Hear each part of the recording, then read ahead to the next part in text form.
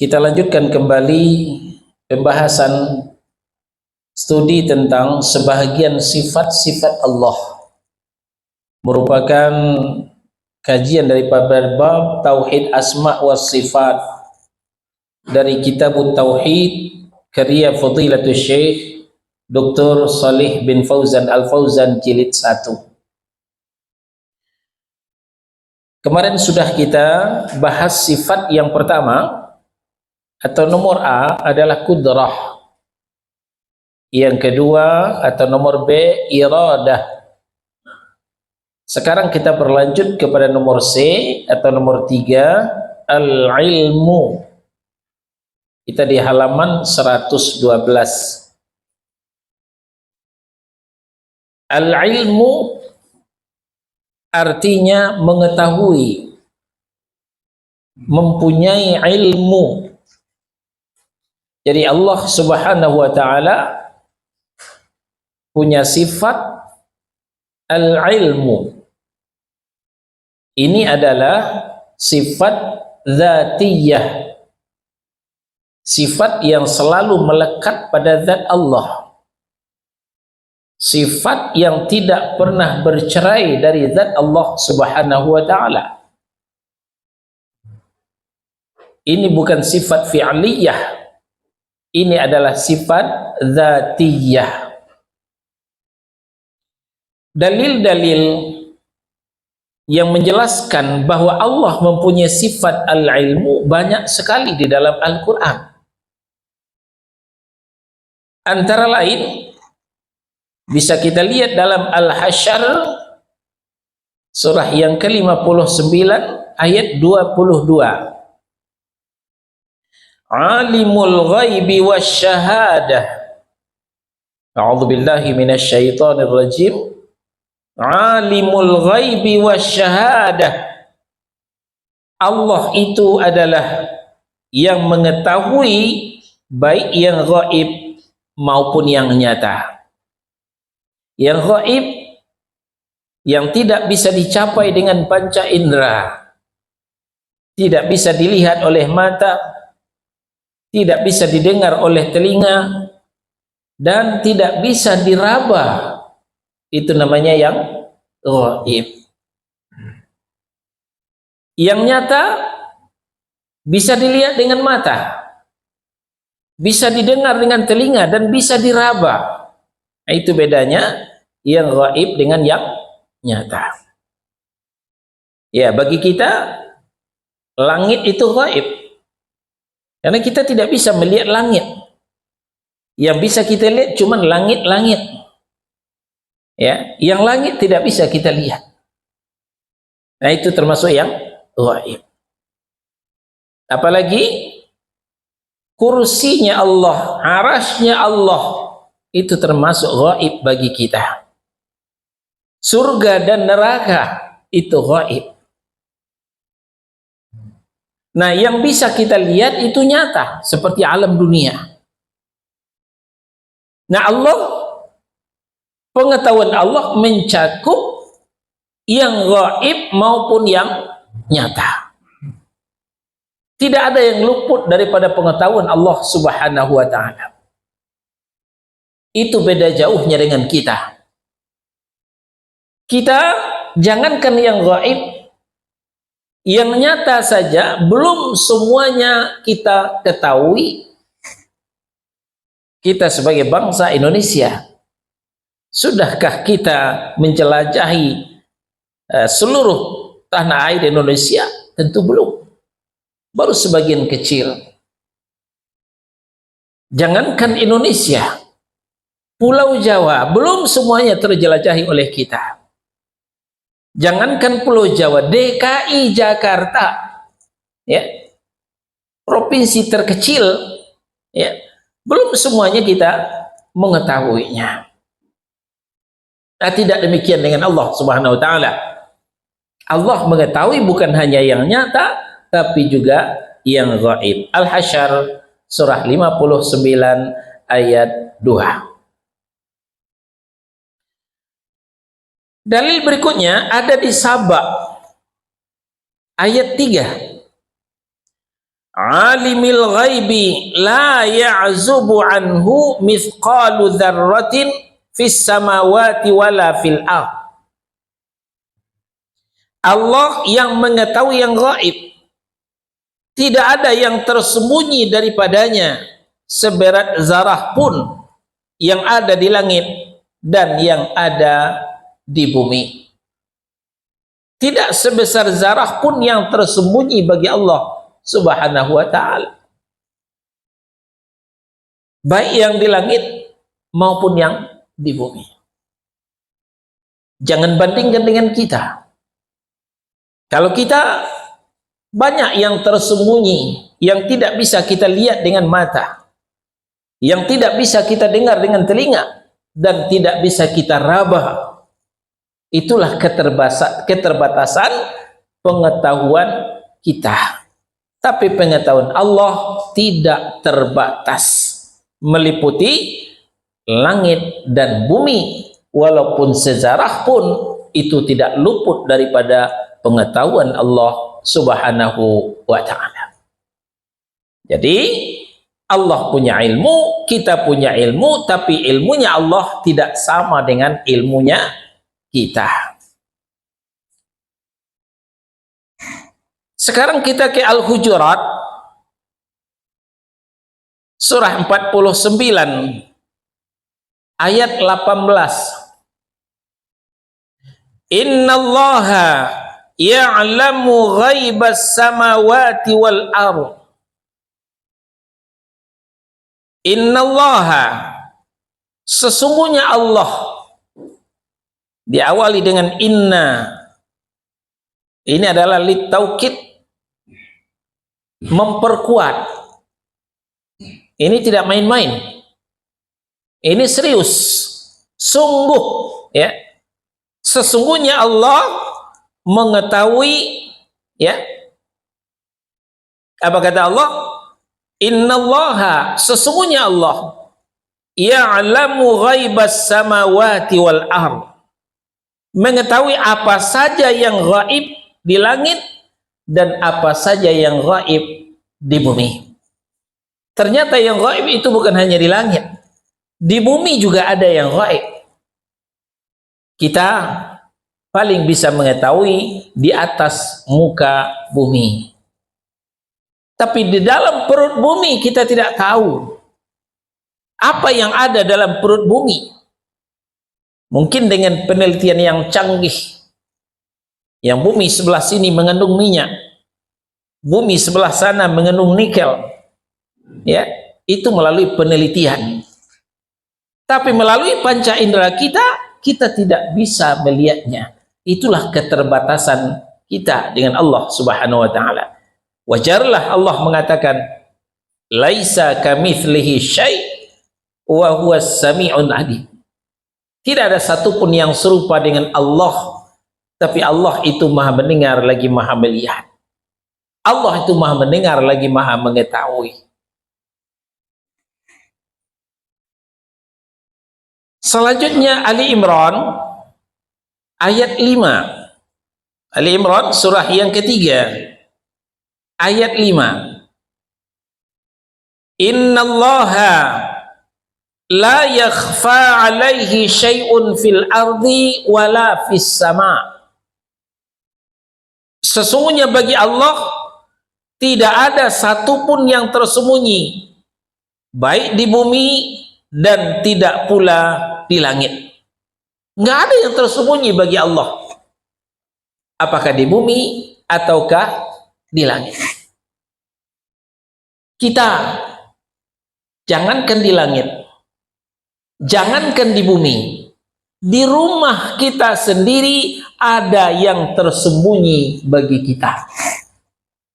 Tidak semuanya kita ketahui yang ada di rumah kita, walaupun kita yang punya rumah, kita yang beli rumah, kita yang membuat rumah, tapi tidak semuanya kita ketahui dalam rumah itu.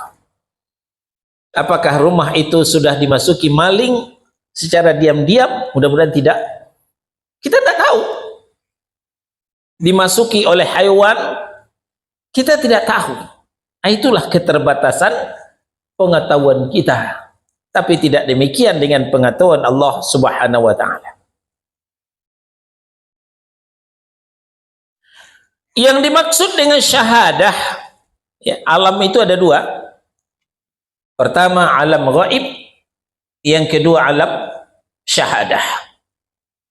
Yang dimaksud dengan alam syahadah adalah apa yang disaksikan dan dilihat oleh manusia. Itu alam syahadah namanya. Yang bisa dilihat oleh mata. Walaupun sampai hari ini mata kita belum melihat. Ya, contoh di luar negeri kita belum lihat. Tapi bisa kita lihat kalau kita ke sana. Maka luar negeri itu alam syahadah, bukan alam gaib. Yang alam gaib tidak bisa dilihat dengan panca indera. Tidak bisa dilihat oleh mata. Nah, itu keterangan yang dimaksud dengan syahadah adalah apa saja yang bisa disaksikan dan dilihat oleh manusia. Itu namanya alam syahadah. Selanjutnya Al-Baqarah, surah yang kedua ayat 255. Ini yang kita kenal dengan ayat kursi. Wala yuhituna bi syai'in min 'ilmihi, dan mereka tidak mengetahui apa-apa dari ilmunya Allah Subhanahu wa taala. Ini sebagai bantahan terhadap syubhat-syubhat dari kalangan sufi, ajaran tasawuf, bahwa mereka mengklaim guru mereka mengetahui yang gaib. Guru mereka mengetahui yang gaib karena sudah sampai ke makom tertentu, karena punya amalan tertentu. Maka guru mereka klaim mengetahui yang gaib. Apalagi yang di sisi Allah Subhanahu wa taala. Nah, dibantah oleh Allah Subhanahu wa taala, wala yuhituna bi syai'in min 'ilmihi, dan mereka tidak mengetahui apa-apa dari ilmunya Allah Subhanahu wa taala. Maka orang yang dangkal imannya, yang lemah akidahnya, seringkali mereka membantah Allah Subhanahu wa taala, baik secara langsung maupun secara tidak langsung. Dia tidak terima apa yang diputuskan oleh Allah Subhanahu wa taala. Ini menunjukkan ilmunya tidak sampai kepada ilmunya Allah Subhanahu wa taala. Mungkin pernah menimpa kita, gimana sih? Saya sudah hijrah, kok hidup saya begini-begini juga? Saya sudah sholat, saya sudah puasa, saya sudah zakat, sudah sedekah, kehidupan saya begini-begini aja, nggak ada peningkatannya. Itu orang kafir, nggak sholat dia, nggak puasa dia, hidupnya mewah. Secara tidak langsung kita telah membantah Allah Subhanahu wa taala. Ini menunjukkan ilmu kita belum sampai kepada ilmunya Allah Subhanahu wa taala. Di ayat yang lain Allah memberitahukan kepada kita, wa asa an takrahu syai'an wa huwa khairul lakum, wa asa an tuhibbu syai'an wa huwa syarrul lakum. Boleh jadi yang kamu tidak suka itu yang lebih baik untukmu. Sudah sholat, sudah puasa, tapi enggak kaya-kaya, itu yang lebih baik.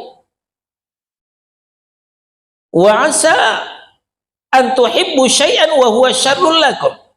Boleh jadi yang kamu suka, yang kaya mendadak, baru saja buka usaha langsung kaya. Semua kita menginginkan itu. Tapi boleh jadi itu tidak baik bagimu, membuat kita sombong, membuat kita angkuh, dan akhirnya lupa kepada Allah Subhanahu wa taala. Ujung ayat, wallahu ya'lamu wa antum la ta'lamun. Allah lebih tahu sedangkan kamu tidak mengetahui, kata Allah Subhanahu wa taala. Maka seorang yang sudah belajar tauhid asma wa sifat, sudah mengetahui sifat ilmunya Allah Subhanahu wa taala, maka mereka akan menerima apapun yang diberikan oleh Allah Subhanahu wa taala. Kalau itu getir, kalau itu pahit, dia bersabar. Kalau itu manis, kalau itu mengembirakan, dia bersyukur. Nah, inilah yang dikatakan oleh Nabi, ajaban li amril mu'minin. Sungguh sangat menakjubkan urusan orang mukmin itu. Semua urusannya baik baginya, tergantung dia menyikapi. Kalau dia ditimpa musibah, dia bersabar, itu baik. Kalau dia ditimpa nikmat, dia bersyukur, itu juga baik. Nah, inilah kita untungnya belajar sifat Allah al-ilmu. Semakin nampaklah kekerdilan kita, semakin nampaklah kekurangan ilmu kita dibandingkan ilmunya Allah Subhanahu wa ta'ala. Nah, kita kembali Al-Baqarah 255, wala yuhituna bi syai'im min ilmi, dan mereka tidak mengetahui apa-apa saja dari ilmunya Allah Subhanahu wa ta'ala. Kemudian An-Nahl ayat 74, innallaha ya'lamu wa antum la ta'lamun. Sesungguhnya Allah mengetahui sedangkan kamu tidak mengetahui, kata Allah. Mulailah kita tawadhu, rendah hati. Jangan sombong di depan Allah. Jangan merasa sok pintar di depan Allah. Ada orang dengan ilmunya yang secuil, karena sudah menamatkan kuliah di perguruan tinggi, dapatlah gelar S1, S2, S3. Nah, mulai mereka membantah Allah Subhanahu wa ta'ala. Maka banyak kita lihat orang yang tidak terima dengan syariat Islam, Islamofobia. Itu ternyata juga banyak di kalangan intelek, banyak di kalangan ilmuwan. Ternyata ilmunya tidak barokah, ilmunya tidak membuat dia dekat dengan Allah, tapi malah sebaliknya, ilmunya membuat dia jauh dari Allah Subhanahu wa ta'ala. Inilah di antara penyakit negeri kita. Walaupun PBB telah mendeklarasikan anti dengan Islamofobia, ternyata di negeri kita Indonesia tumbuh subur berkembang Islamofobia. Mengaku muslim, KTP-nya Islam, tapi bicara syariat Islam sangat alergi. Tidak kuat telinganya mendengar syariat Islam tersebut. Nah, Allah sebagai produsen, kita sebagai produk unggulan Allah Subhanahu wa ta'ala, tentu Allah lebih tahu daripada kita. Sebagaimana Jepang lebih paham tentang motor Honda, lebih tahu tentang motor Suzuki, motor Yamaha, apapun. Karena dia produsen, dia membuat, dia pencipta. Nah, maka jangan pula kita berlagak dengan orang Jepang, merasa lebih tahu tentang kendaraan kita. Mereka lebih tahu karena mereka yang mencipta. Nah, berangkat dari contoh, kita manusia jangan merasa lebih tahu dari Allah Subhanahu wa ta'ala. Allah yang menciptakan kita. Allah mengerti apa yang terbaik untuk kita. Allah faham apa yang akan mencelakakan kita. Jadi apa yang terbaik untuk kita maka dihadirkan oleh Allah. Kitanya yang tidak ngeh, kitanya yang tidak respect. Sementara apa yang mencelakakan kita dijauhkan oleh Allah Subhanahu wa ta'ala. Oleh karena keterbatasan ilmunya kita, ketika dijauhkan oleh Allah, kita meradang. Kita tidak terima, kita mengeluh. Padahal yang dijauhkan dari kita itu adalah akan menyengsarakan kita. Apa yang didekatkan kepada kita, kita tidak bersyukur. Kita tidak menggunakannya dengan baik. Padahal yang didekatkan Allah kepada kita, itulah yang terbaik buat kita. Kenapa? Innallaha ya'lamu wa antum la ta'lamun. Sesungguhnya Allah itu maha mengetahui, sedangkan kamu tidak mengetahui, kata Allah subhanahu wa ta'ala. An-Nahl surah ke-16 ayat 74.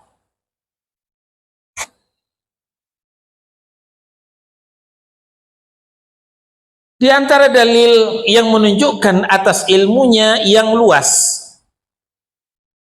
ada disampaikan Allah dalam ayat-ayat berikutnya.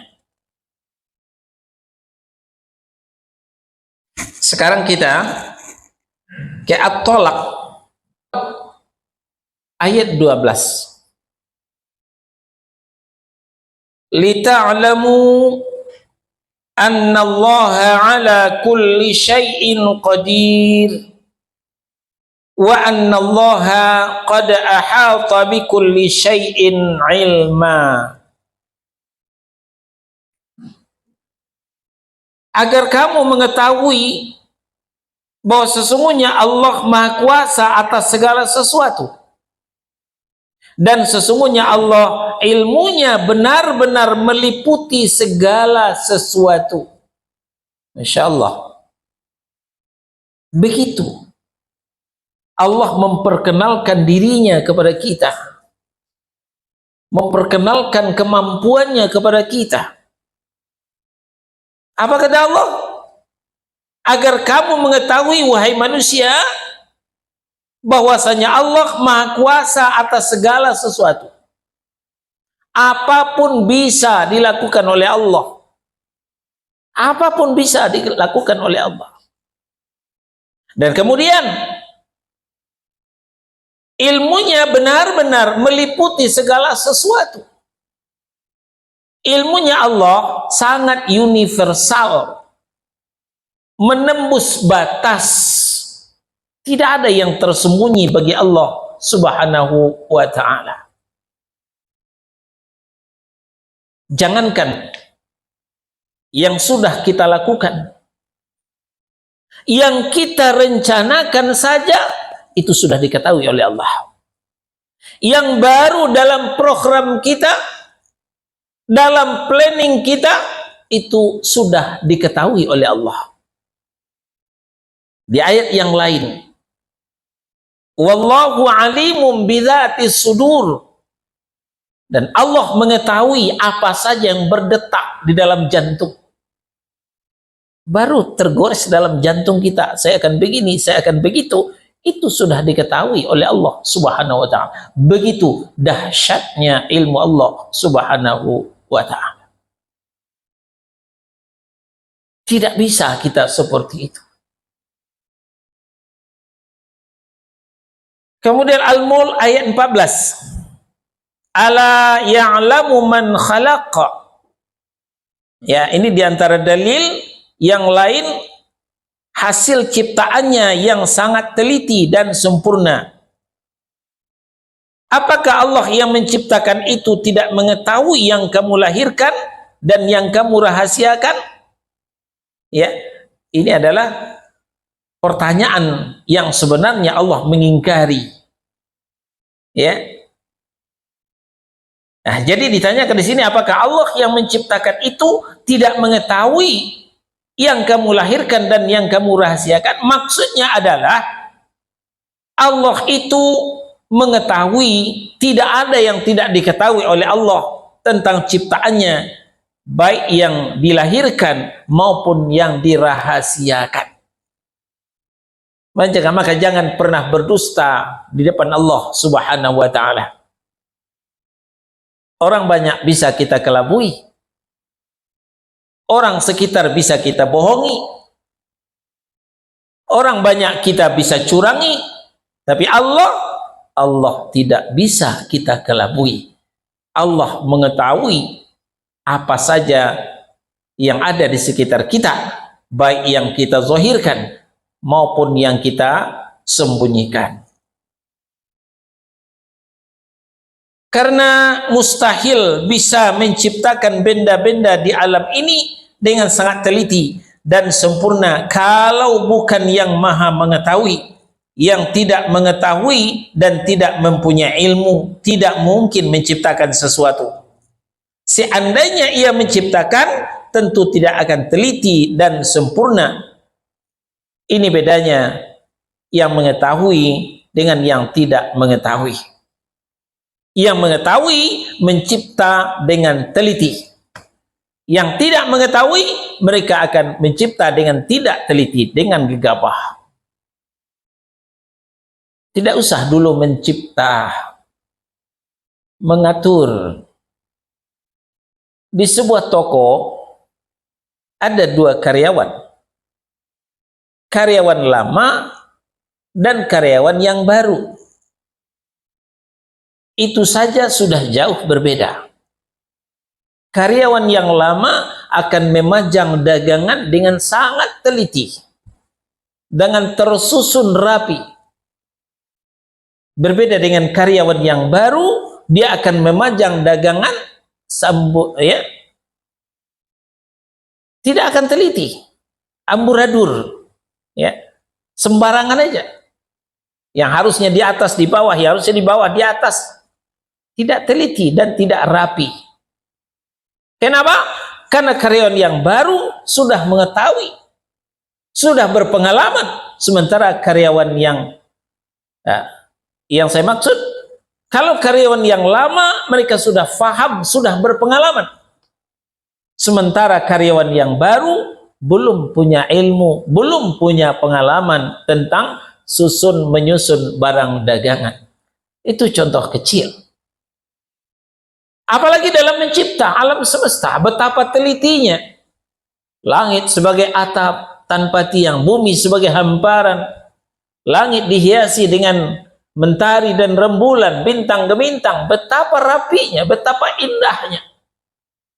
Kalau kita lihat, ya, di malam yang cerah, betapa indahnya pemandangan kalau kita menengadah ke langit.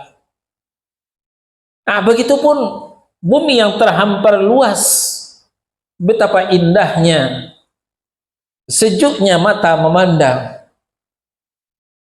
Mustahil Allah yang mencipta kalau tidak punya ilmu membuat langit serapi itu, bumi serapi itu. Sekarang kita ke Al-An'am ayat 59. Surah yang ke-6. Wa 'indahu mafatihul ghaibi la ya'lamuha illahu wa ya'lamu ma fil barri wal bahri wa ma tasqutu min waraqatin illa ya'lamuha. Dan pada sisi Allah lah kunci-kunci semua yang gaib. Ya. Kita garis bawahi. Dan pada sisi Allah lah kunci-kunci semua yang gaib. Kalau kita sering tukar fikiran dengan kaum sufi, dengan orang-orang tasawuf, mereka mengatakan guru mereka mengetahui yang gaib, ya, guru mereka mengetahui yang gaib. Apalagi Syiah mengatakan imam-imam mereka mengetahui dari yang gaib. Malah pengetahuan imam mereka melebihi pengetahuan para nabi dan rasul, kata mereka. Ini adalah suatu kebohongan karena telah dibantah oleh Allah Subhanahu wa taala, wa 'indahu mafatihul ghaibi, dan pada sisi Allah lah kunci-kunci semua yang gaib. Tidak ada di sisi yang lain selain Allah Subhanahu wa taala. La ya'lamuha illahu. Tidak ada yang mengetahui yang gaib itu kecuali dia sendiri. Termasuk para nabi dan rasul tidak mengerti yang gaib. Termasuk para malaikat tidak mengetahui yang gaib, hanya Allah Subhanahu wa taala. Kapan nabi dan rasul tahu? Kalau diberitahu oleh Allah. Kapan malaikat itu bisa tahu? Kalau sudah diberitahu oleh Allah. Nah, ini menunjukkan tidak ada yang mengetahui yang gaib kecuali hanya Allah Subhanahu wa taala. Wa ya'lamu ma fil barri wal bahri wa ma tasqutu min waraqatin illa ya'lamuha. Dan dia mengetahui apa saja yang ada di daratan dan di lautan, dan tidak sehelai daun pun yang gugur melainkan dia mengetahuinya pula. Masya Allah, betapa indahnya perumpamaan Allah Subhanahu wa taala. Allah mengetahui apa saja yang ada di daratan, apa saja yang ada di lautan. Kita jangankan di lautan, di daratan kita tidak tahu semua. Masih banyak yang tidak kita ketahui di daratan ini, apalagi di laut. Ikan-ikan yang ada di lautan, berapa macam, berapa jumlahnya kita tidak tahu.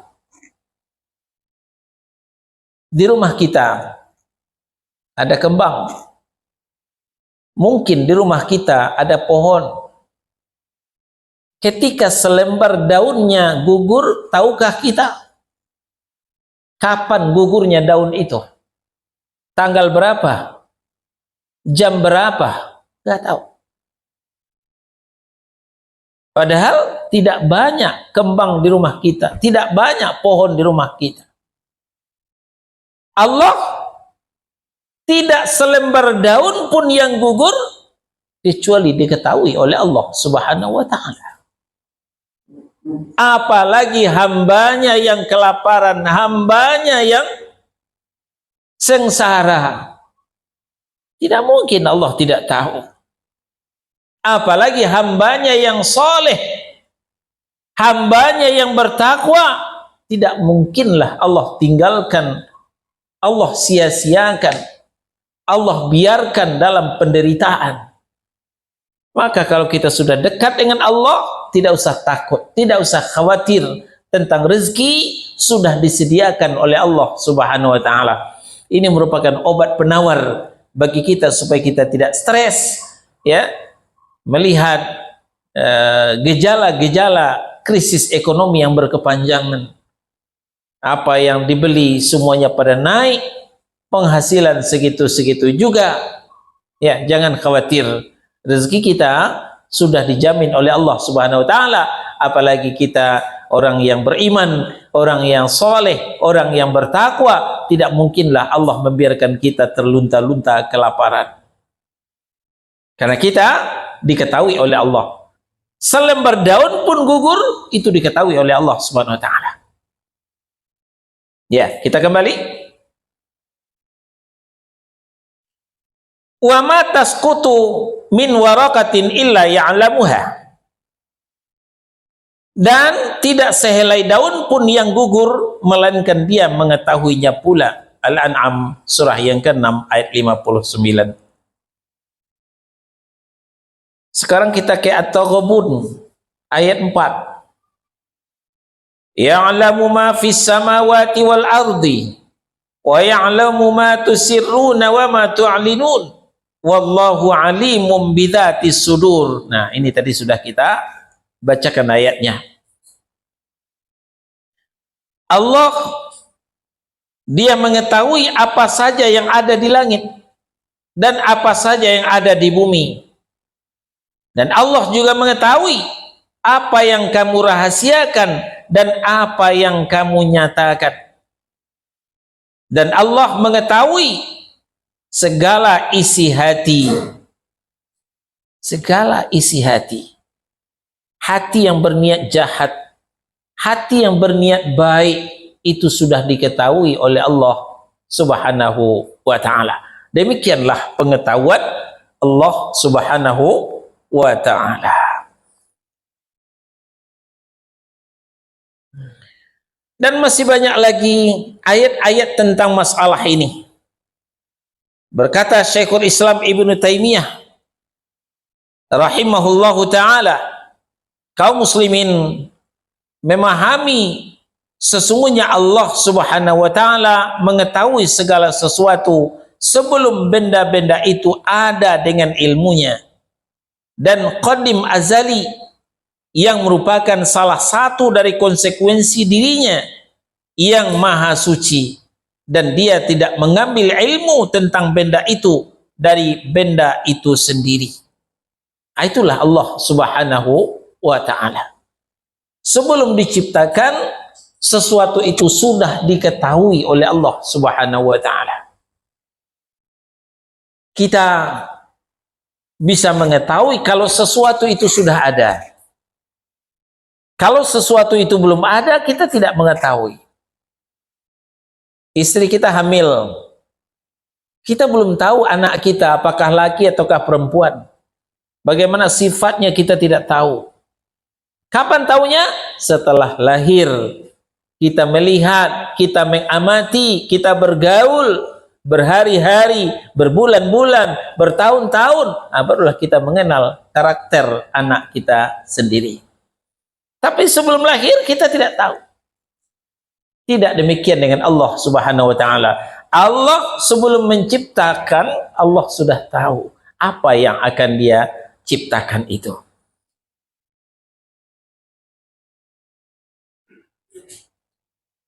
Terakhir, tentang ilmu ini ada di Al-Mulk ayat 14. Ada di Al-Mulk ayat 14. Ala ya'lamu man khalaqa wa huwal latiful khabir. Apakah Allah yang menciptakan itu tidak mengetahui yang kamu lahirkan dan yang kamu rahasiakan, dan dia maha halus lagi maha mengetahui. Nah, ini kembali istifham lil inkari, gaya bahasa bertanya, tapi sebenarnya bukan Allah tidak tahu, Allah sebenarnya mengingkari. Ini salah satu keindahan daripada sastra Al-Quran. Ya, menurut sastra Arab ada yang disebut dengan istifham lil inkari, gaya bahasa bertanya tapi sebenarnya mengingkari, bukan tidak tahu. Jadi kata Allah, apakah Allah yang menciptakan itu tidak mengetahui yang kamu lahirkan dan yang kamu rahasiakan? Nah, sebenarnya Allah membantah. Ya, yang dimaksud oleh Allah adalah Allah maha mengetahui apa yang beliau ciptakan. Ya, maha mengetahui apa yang beliau ciptakan, baik yang dilahirkan maupun yang disembunyikan, yang dilahirkan maupun yang dirahasiakan, itu tidak luput daripada pengetahuan Allah Subhanahu wa ta'ala. Dan demikian selesailah pembahasan sifat Allah nomor 3 atau nomor C, al-ilmu. Insyaallah pekan depan kita lanjutkan lagi sifat Allah nomor D atau yang keempat, al-hayat. Silahkan yang mau bertanya, kita pertajam materi ini dengan sesi tanya jawab. Silahkan.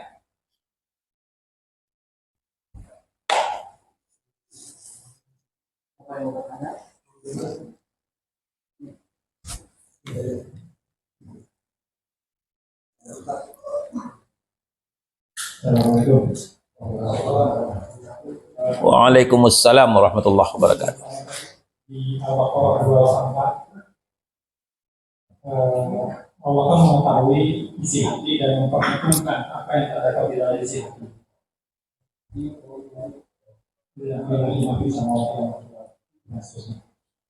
Nah itu sedangkan karena ilmunya dia mengetahui apa yang ada. Terus kemudian padahal kalau dalam beberapa ayat itu kan 5 tahun lalu bukan 5 tahun, dia belum mengamalkan apa yang ada di isi hatinya itu. Nah, itu kelihatan seperti kalau tadi gitu, antara dia belum melakukan amalan buruknya atau amalan baiknya, tapi sudah diperhitungkan oleh Allah. Oh, Allah mengetahui apapun yang terbesit dalam hati. Wallahu alimun bidzatis sudur. Ya, tadi kita bacakan ayatnya. Ya. At-Taghabun ayat 4. Wallahu alimun bidzatis sudur. Allah itu mengetahui segala isi hati. Jadi sebelum berbuat itu sudah diketahui oleh Allah Subhanahu wa taala. Apakah niat berbuat baik ataukah niat berbuat jahat? Kapan mulai dihisab? Mulai dihisab adalah ketika sudah dilakukan.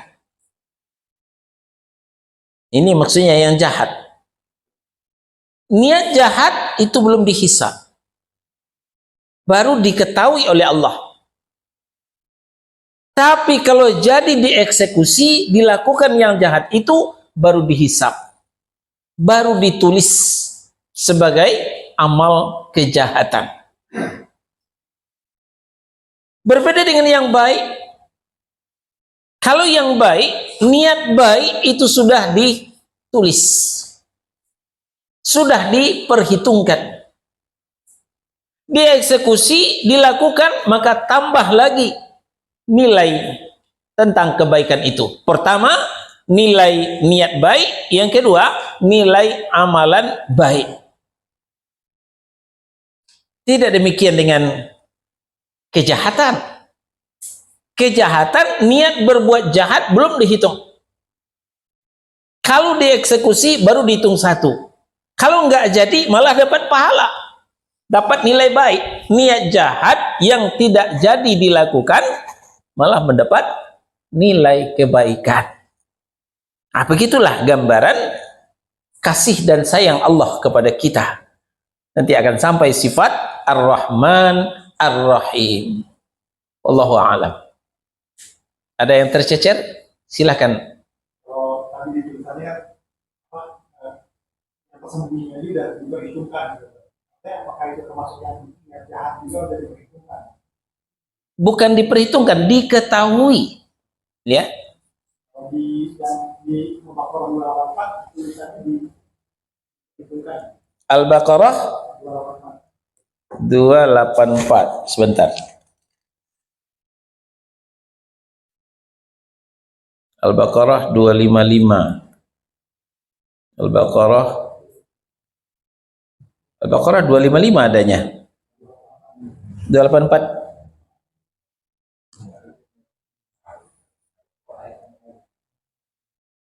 Bukan kita bacakan tadi ya? Oh, bukan. Oh iya, kita lihat dulu.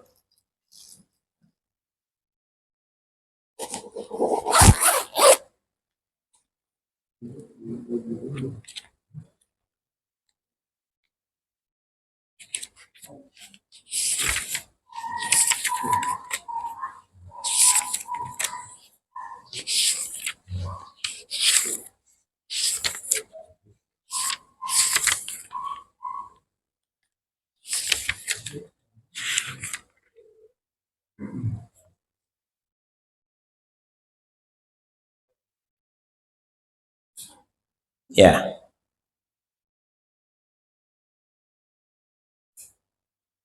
Milik Allah lah apa yang ada di langit dan apa yang ada di bumi. Jika kamu nyatakan apa yang ada di dalam hatimu atau kamu sembunyikan, niscaya Allah memperhitungkannya tentang perbuatan itu bagimu. Dia mengampuni siapa yang dia kehendaki dan mengazab siapa yang dia kehendaki. Allah Maha Kuasa atas segala sesuatu. Yang ditanyakan adalah niscaya Allah memperhitungkan, itu ya. Nah, tadi kita sampaikan berbeda niat baik dengan niat buruk. Kalau niat baik itu sudah diperhitungkan sebagai amal soleh. Kalau niat baik jadi dilakukan, nah tambah satu lagi nilai kebaikan itu. Tidak demikian dengan niat buruk. Niat buruk baru sekadar diketahui oleh Allah, belum diperhitungkan. Jadi yang diperhitungkan itu hanyalah niat baik. Yang niat buruk belum diperhitungkan, tapi kita tetap dalam pengawasan Allah. Jadi nggak dilakukan. Kalau jadi, baru dihitung sebagai amal jahat. Kalau tidak jadi dilakukan, malah sebaliknya, kita mendapat nilai kebaikan. Ya, tidak jadi melakukan kejahatan tersebut. Demikian, wallahu a'lam. Yang lain?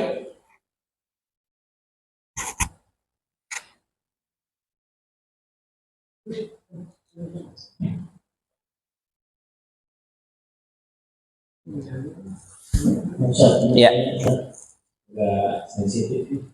Cuman mau tanya, ini apa tadi di surat Al-An'am bahwa puji semua yang baik itu kan ada semua Allah. Jadi nggak ada seorang pun yang mengetahui. Karena di Indonesia banyak orang yang aku bisa tahu hal yang baik. Terus di sini ada di surat maka janganlah kamu mengadakan sekutu bagi Allah, sesungguhnya Allah mengetahui dan kamu tidak mengetahui. Apa kalau kita percaya ada orang yang lebih baik itu termasuk menyebutkan Allah? Itu karena sensitif kan, jadi mereka yang tahu itu konon punya level ibadah yang tinggi, ya. Sehingga kalau kita punya perasaan terhadap mereka itu soal adat gitu, jadi gimana jadi cara kita menyikapi hal kayak gitu sekarang lagi, soalnya begitu banyak orang yang mengaku tahu hal yang baik dengan alasan udah sampai level ibadah tertentu gitu. Ya.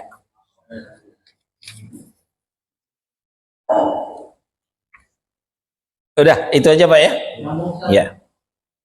Mungkin mau nambahin aja, benar nggak tuh jin-jin atau setan-setan itu bisa mencuri informasi dari langit? Ya, baik. Kita selesaikan ini dulu.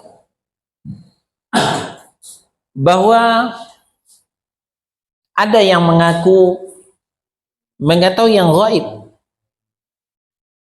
yang punya indera keenam lah, yang sampai ke makom tertentu lah, yang punya amalan-amalan tersendirilah. Lalu mereka mengklaim bahwa ada di antara mereka yang mengetahui yang gaib.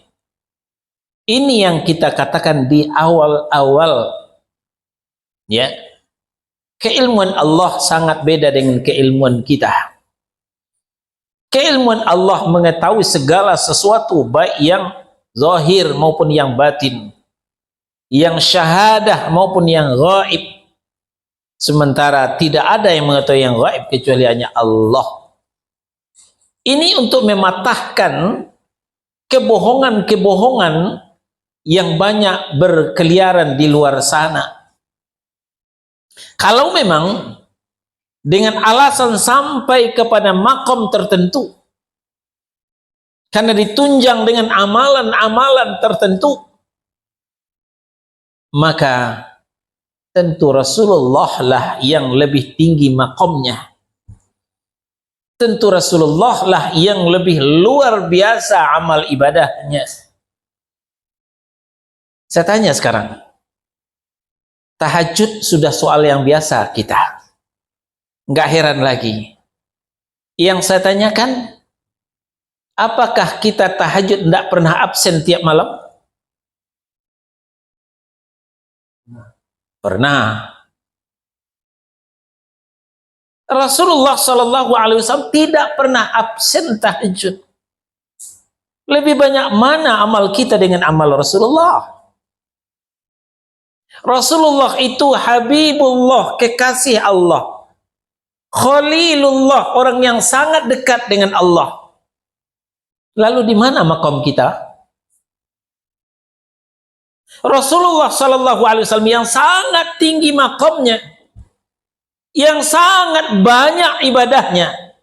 Lihat pernyataan beliau di Al-A'raf surah yang ke-7 ayat 188. Allah menyuruh beliau mengucapkan ini. Qul la amliku li nafsi naf'an wala darra illa ma syaa Allah. Walau kuntu a'lamul ghaiba lastakthartu minal khair wa ma masaniyas su' in ana illa nadhirun wa basyirun liqaumin yu'minun. Katakan, hai Muhammad, aku tidak kuasa mendatangkan manfaat maupun menolak mudarat bagi diriku kecuali apa yang dikehendaki oleh Allah. Sekiranya aku mengetahui yang gaib, niscaya aku akan membuat kebajikan sebanyak-banyaknya dan tidak akan ditimpa bahaya. Aku hanyalah pemberi peringatan dan pembawa berita gembira bagi orang yang beriman. Apa faedah yang kita ambil di ayat ini? Menunjukkan beliau tidak mengetahui yang gaib. Kalaulah aku mengetahui yang gaibnya, perhatikan ya, walau kuntu a'lamul ghaiba, kalaulah sekiranya aku mengetahui yang gaib, lastakthartu minal khair, niscaya aku membuat kebajikan sebanyak-banyaknya dan aku tidak akan ditimpa oleh bahaya. Kenyataan apa yang kita lihat? Kalau kita belajar sirah nabawiyah, ketika perang Uhud beliau sempat terjatuh, giginya patah, kakinya berdarah. Kata beliau tadi, kalau saya mengetahui yang gaib, saya akan berbuat kebaikan sebanyak-banyaknya dan aku tidak akan ditimpa bahaya. Ternyata beliau ditimpa bahaya juga. Menunjukkan benarlah apa yang beliau ucapkan, saya tidak mengetahui yang gaib, kata Nabi. Lalu ada yang ngaku-ngaku mengetahui yang gaib, merasa makamnya lebih tinggi, merasa amalnya lebih banyak. Itu adalah dajjalun, pembohong, pendusta. Jangan percaya siapapun itu yang mengatakan. Karena ayat sudah mengatakan tidak ada yang mengetahui yang gaib kecuali Allah Subhanahu wa taala. Termasuk nabi dan rasul tidak mengetahui yang gaib. Malaikat tidak mengetahui yang gaib kecuali diberitahu oleh Allah Subhanahu wa taala. Nah, demikian. Nah, tadi apa tadi yang ditanya, Pak? Jin mencuri informasi. Betul. Ya. Sebelum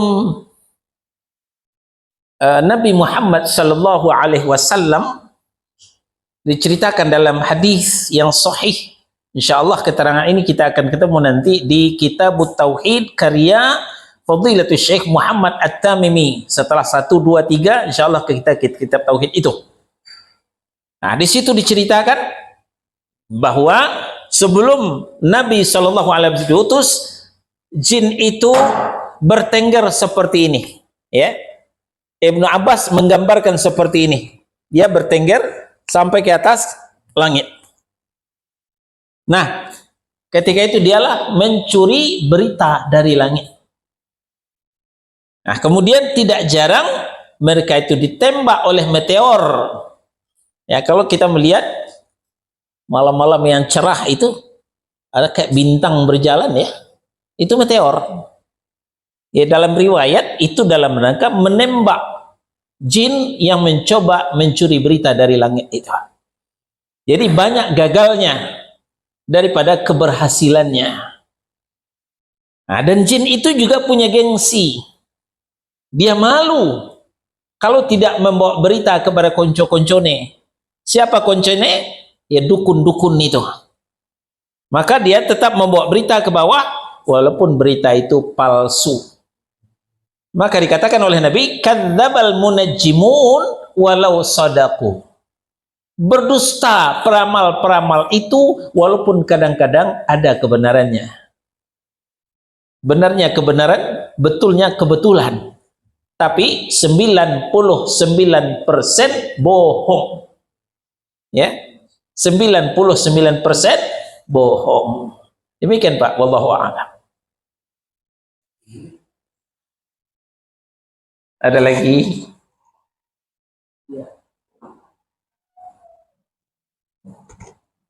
Iya Mas. Ya sihir atau benar-benar termasuk paling baik nggak Mas? Atau semacam ilmu kebal itu di mana Mas? Oh ya. Sihir, perdukunan, ilmu kebal, ya. Itu sama semua itu. Sihir semua. Dukun, ilmu kebal, ahli nujum, ya, itu semuanya sihir. Karena sihir itu adalah punya spesifikasi, spesialis, kayak dokter aja. Ya, kita sudah belajar di Nawaqidus Syahadatain, ya, pembatal 2 kalimat syahadat tentang sihir sudah kita pelajari. Tinggal buka kembali catatannya. Nah, pertanyaan, apakah itu juga termasuk yang gaib? Ya. Karena tidak bisa kita lihat dengan mata. Tidak bisa kita dengar dengan telinga. Itu termasuk yang gaib. Tapi dia ada. Sihir itu ada. Kita bukan tidak boleh percaya, malah wajib percaya bahwa sihir itu ada. Karena Allah yang bercerita di dalam Al-Quran, Nabi yang menyampaikan dalam hadis yang sahih. Kalau kita tidak percaya kepada keberadaan sihir, ya berarti kita nggak percaya kepada Al-Quran. Kita nggak percaya kepada Nabi. Jadi kita bukan tidak boleh mempercayai adanya sihir, malah wajib mempercayai adanya sihir. Yang tidak boleh apa? Kita tidak boleh mempercayai kemampuan tukang sihir. Nah, itu yang kita nggak boleh percaya. Ya, karena sihir itu adalah penipu, sihir itu adalah pembohong gitu. Tapi adanya sihir kita wajib mempercayainya. Dan itu juga termasuk yang gaib. Sangat halusnya ya sihir itu juga disebut dengan yang halus, yang tidak nampak gitu. Itulah sihir. Allahu a'lam. Ada lagi? Ada pertanyaan dari bawah. Silakan. Bagaimana dengan anak indigo? Mereka kan dianggap punya kemampuan meramal. Anak indigo banyak yang musuh.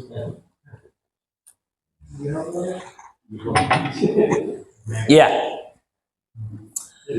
Kalau qadarullah itu ada pada anak kita, jangan pula kita bangga dengan anak kita seperti itu. Sebaiknya itu diruqyah. Ya, sebaiknya itu diruqyah. Karena hal-hal yang luar biasa itu bukan hanya dipelajari dapatnya, kadang-kadang ada datang sendiri. Itu ya seperti indigo saya juga tidak begitu paham. Yang jelas ya kalau sudah menyimpang hal-hal yang luar biasa seperti itu bisa akan merusak akidah kita. Nah, maka khawatir akan ada campur tangan syaitan di situ. Maka yang lebih aman diruqyah supaya dia kembali normal seperti manusia-manusia biasa. Jangan pula kita bangga dengan anak kita kalau ada yang indigo seperti itu. Itu suatu hal penyakit rohani. Wallahu a'lam. Ya, silakan. Sulam. Ya. Kategorinya sulap itu termasuk sihir paling ringan. Ya. Karena definisi sihir itu adalah kebohongan. Sulap itu adalah kebohongan. Kecepatan tangan maka bisa menipu mata. Ya. Nah, tapi itu sihir paling ringan dan tidak membawa kita kepada kemusyrikan, tapi tetap saja berdosa. Ya, tetap saja berdosa. Iya, tujuan menghiburin, cari duit. Ya, ya apakah sekadar hiburan ataukah cari duit? Judulnya kebohongan. Ya, setiap kebohongan itu adalah dosa, walaupun untuk hiburan. Ya, walaupun untuk hiburan. Ya, sebaiknya yang lain saja. Ya. Itu kedudukan hadis Rasulullah akan mengetahui hal yang terkait tentang kejadian hari kiamat. Kedudukannya sahih atau baik? Rasulullah mengetahui hanya tanda-tanda kiamat. Ditanyakan tentang kapan terjadi kiamat, Rasulullah nggak bisa jawab. Ketika ditanya oleh malaikat Jibril, mata sa'ah, ya, ditanya akhbirni anil Islam, dijawab oleh Nabi. Akhbirni anil iman, dijawab oleh Nabi. Akhbirni anil ihsan, dijawab oleh Nabi. Nah, pertanyaan yang keempat, mata sa'ah, kapan terjadinya kiamat? Apa jawaban Nabi?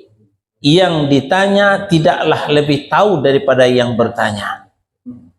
Nah, maka dialihkan pertanyaan, apa tanda-tanda kiamat? Nah, barulah Nabi menjawab. Ya, jadi kapan datangnya kiamat Nabi tidak tahu. Nah, tapi Nabi menjamin tidak akan terjadi kiamat sebelum ini. Nah, itu berdasarkan wahyu dari Allah Subhanahu wa Ta'ala. Termasuk informasi kematian sahabat yang syahid, termasuk kena Istanbul itu informasi baru. Ya, dari wahyu. Karena kita kembali kepada ayat, wa may yantiqu 'anil hawa in huwa illa wahyu yuha. Rasul itu tidak pernah berkata berdasarkan hawa nafsunya, tapi dia berkata berdasarkan wahyu yang diwahyukan kepadanya. Wallahu a'lam. Masih ada? Cukup? Ya, kalau tidak ada pertanyaan, kita tutup. Subhanakallahumma wa bihamdika asyhadu an la ilaha illa anta astaghfiruka wa atubu ilaik. Wassallallahu ala nabiyyina Muhammadin wa ala alihi wa sahbihi wasallam. Barakallahu li wa lakum. Wassalamu alaikum warahmatullahi wabarakatuh. Waalaikumsalam.